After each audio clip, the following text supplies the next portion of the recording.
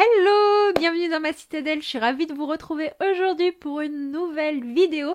C'est une vidéo où je vais vous parler de mes bandes dessinées favorites et de mes mangas favoris, du moins une partie parce que je n'ai pas pu tout vous glisser là-dedans, sachant que ce sont des styles de lecture dont je ne parle plus dans les points lecture. Je me suis dit que ce serait sympa de leur faire une petite vidéo dédiée parce que je vous en parle qu'en vlog et que parfois il y a des vieilles séries qui ne sont pas forcément mises à l'honneur en fonction des sorties qui sont assez espacées. Donc je vais vous présenter tout ça.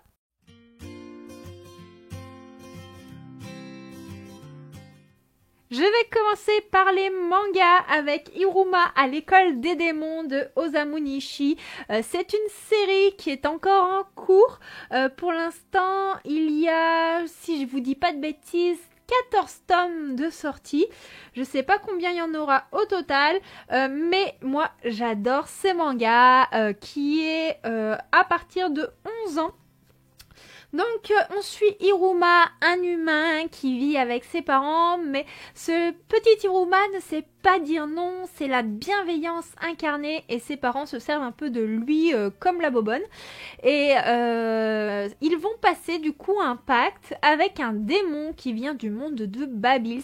Ce démon souhaite à tout prix avoir un petit-fils, sachant qu'il n'a pas d'enfant, que physiologiquement du coup ce n'est pas possible. Donc il va passer un pacte avec les parents de Iruma qui lui ont vendu leur enfant.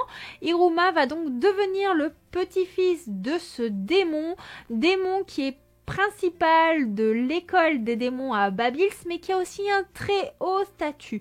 Il va tout faire pour qu'Iruma soit son petit-fils, mais surtout, il ne faut pas qu'Iruma se fasse prendre en tant qu'humain. Il va falloir qu'il s'en sorte et arrive à se faire passer pour un démon sous peine d'être dévoré. Et on suit vraiment le destin de ce jeune garçon dans cette école de démons. C'est vraiment plein d'humour, plein de peps. Personnellement, je passe toujours un bon moment quand je plonge dans ce manga. On va rester un petit peu dans les shonen avec Mashle de Harime Komoto, publié chez Kazé. Donc c'est un shonen que je conseillerais, je dirais à partir de 14-15 ans celui-ci. C'est un condensé entre Harry Potter et One Punch Man. On est dans un monde où la magie est prédominante et les personnes qui naissent sans pouvoir magique sont tuées. Mash est un sans pouvoir magique, il avait été abandonné et un vieux monsieur l'a recueilli, s'en est occupé comme son enfant, caché, et il va surtout le faire entraîner avec de la musculation, le nourrir avec des choux à la crème, enfin voilà. Et un jour, Mash va se faire prendre et on va découvrir que c'est un non magique et pour sauver son père adoptif, il va devoir arriver à rentrer dans l'école de magie, se faire passer du coup pour un sorcier, mais surtout arriver à être un élu. Afin de montrer que les personnes comme lui peuvent réussir et s'il n'y arrive pas, son secret sera ébruité et son père sera tué. Moi j'adore ce manga là. Mash, c'est vraiment le personnage qui se sort de beaucoup de situations extravagantes avec ses muscles, genre par exemple le cours de ballet, s'il pousse un peu trop fort sur ses jambes, en fait ça va faire comme s'il volait, alors qu'en réalité c'est juste puisqu'il a énormément de puissance. Il y a beaucoup de clins d'œil à Harry Potter, le personnage il a la force de One Punch Man et plus on avance dans le manga, plus on s'éloigne un petit peu de ses inspirations, c'est vraiment chouette. J'ai décidé de vous présenter une des séries les plus connues. Il y en a beaucoup qui sont très très connues, d'autres que j'ai pas dans ma bibliothèque mais que j'ai regardé tous les animés. Mais celle-ci me tient particulièrement à cœur parce que c'est le manga dont je ne me lasse pas du tout en animé. Mais c'est aussi un manga que je possède en papier, un manga qui va mettre en valeur l'amitié, qui va mettre en avant la magie et dont j'adore les messages de bienveillance. Il s'agit de Fairy Tail de Hiro Mashima. Donc Fairy Tail, c'est une série hyper connue. Dans le même genre, dans mes préférés, on a Naruto. Mais bien entendu, je ne peux pas vous présenter toutes ces collections. Naruto, je les ai tous regardés, mais je ne les ai pas lus. Et dans la même veine que j'adore aussi, il y a My Hero Academia, mais c'est pareil, je ne les ai pas lus, ou un tome par-ci par-là quand je tombais sur un des opus de mon neveu. Mais c'est vrai que ce sont des séries que j'aimerais posséder entièrement. Et Fairy Tail, on suit une Lucie qui veut devenir mage de Fairy Tail. Et elle va rencontrer Natsu, qui est lui un des mages de Fairy Tail. Ensemble, ils vont faire un bout de chemin ensemble, ils vont faire équipe. Et puis surtout, ils vont affronter un petit peu l'adversité, essayer de sauver le monde. Enfin... On suit un petit peu ces différentes guildes de magie qui sont à la fois alliées, ennemies, selon ce qui se passe. Enfin, c'est vraiment un manga incroyable. Le graphisme est très très caractéristique du shonen, mais franchement, moi je passe un excellent moment et je crois que c'est un des animés qui m'a le plus plu et qui m'a redonné envie en fait d'en manger plein à la télé. Je me suis particulièrement remise à lire des mangas pendant le premier confinement puisque j'ai eu un long moment où j'avais arrêté d'en lire et que je ne lisais quasiment que des romans. Puis pendant le premier confinement, je n'arrivais pas à me concentrer sur une lecture impossible et donc je me suis dit pourquoi pas essayer de relire des mangas comme je le faisais quand j'étais adolescente. Et donc, je me suis lancée à cette période-là dans le premier tome de l'Atelier des Sorciers. Il y a actuellement 9 tomes de parus. J'espère que le tome 10 sortira bientôt de Kamome Shirahama. Je dirais que c'est une saga, à partir de 10-11 ans aussi, où on suit Coco, une humaine qui a toujours rêvé d'être une sorcière.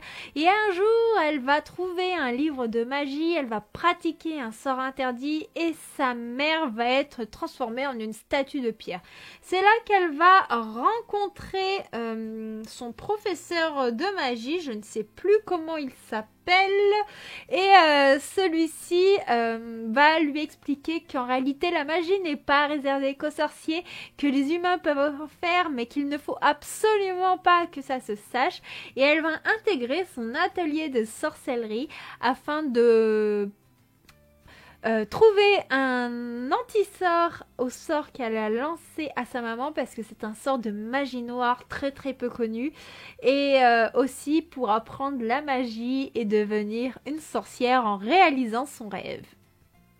C'est un manga incroyable, Kamome Shirahama, c'est une graphisme de talent, on a un détail dans les illustrations, c'est vraiment un manga vraiment mais incroyablement magnifique. C'est une dessinatrice qui est connue aussi pour avoir mis sa patte dans les comics d'ici Marvel. C'est vraiment un bonheur pour les yeux de plonger là-dedans. Moi, j'adore le trait graphique, je me délecte des planches. C'est vraiment beaucoup de plaisir et je ne peux que conseiller ce seinen qui est bienveillant, touchant et qualitatif. Cette fois-ci, je vous présente une saga terminée parce que c'est une trilogie avec Goodbye My Rose Garden de Dr Pepperco. On est dans les années 1900 en Angleterre. Je conseillerais d'ailleurs cette série à partir de 16 ans parce que nous sommes en Angleterre en 1900 et on suit deux femmes de cultures complètement différentes parce qu'on suit Mademoiselle Alice qui est anglaise, qui doit épouser quelqu'un, tout ça, et on va suivre Anako qui elle vient d'Asie. Anako elle arrive sur le territoire anglais parce qu'elle veut rencontrer un auteur qu'elle aime plus que tout, et Mademoiselle Alice va lui dire écoute, moi je le connais, je pourrais te mettre en relation, mais pour ça elle va devenir un petit peu sa dame de chambre, si je peux dire ça comme ça. Et en fait toutes deux elles vont créer des liens et c'est un manga qui va parler d'homosexualité entre deux femmes avec énormément de bienveillance, sachant qu'à l'époque c'était des choses un petit peu mal vues. C'est hyper touchant, hyper prenant. On a beau être en 1900, on a des messages modernes de véhiculés et c'est pareil, on a un super beau graphisme. Moi, j'avais adoré plonger dans cette saga qui m'avait mis les larmes aux yeux et j'ai pas été déçue par les tomes. Les 3 ont été un véritable plaisir. Donc, si vous voulez vous lancer dans un manga avec une série terminée et qui ne fait pas un nombre de tomes infini, je vous conseille celle-ci. Dernier manga que je vous présente avant de passer au BD, c'est une saga terminée en 11 tomes. Il s'agit de Mon colloque d'enfer de Keiko Iwashita. Cette fois-ci, nous sommes dans un shoujo tout doux, tout mignon. On va suivre Miko qui va aller vivre dans une colocation d'un appartement appartenant à son oncle parce que ses parents vont aller s'occuper de sa grand-mère qui est très malade.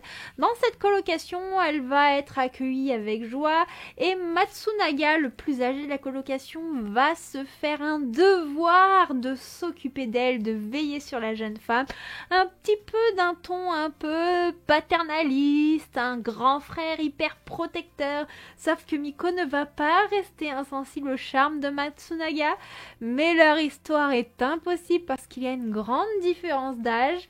Donc on va voir Miko s'adapter dans cette colocation, on va la voir développer ses sentiments inavouables pour Matsunaga. Enfin, c'était vraiment mignon, adorable et c'est vraiment mon shoujo favori. Niveau graphisme, on est dans des traits assez caractéristiques du shoujo, très doux.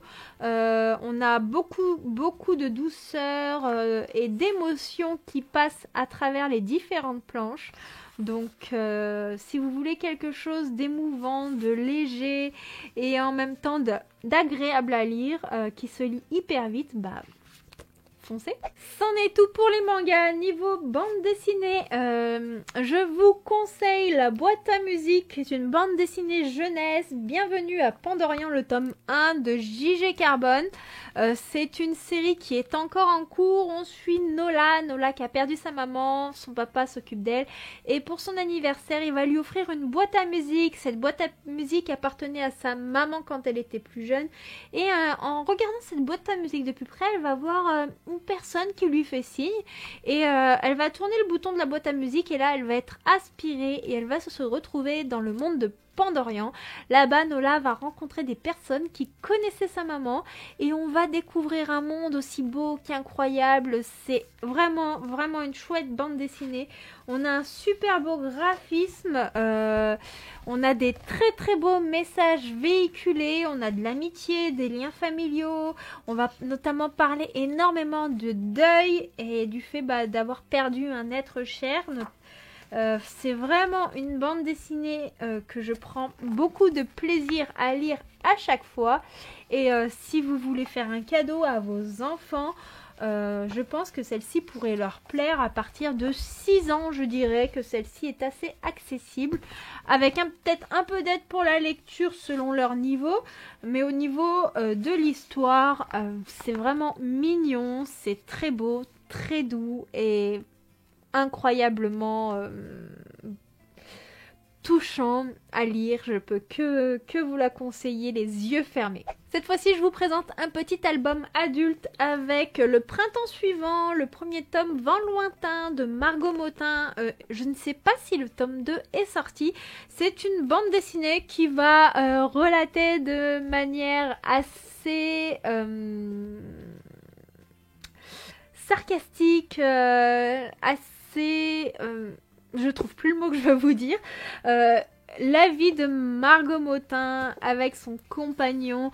En fait, on va se retrouver dans plusieurs scènes de ménage, du moment où ils vont emménager dans leur maison, jusqu'à leur vie et leurs problèmes de couple à travers les enfants.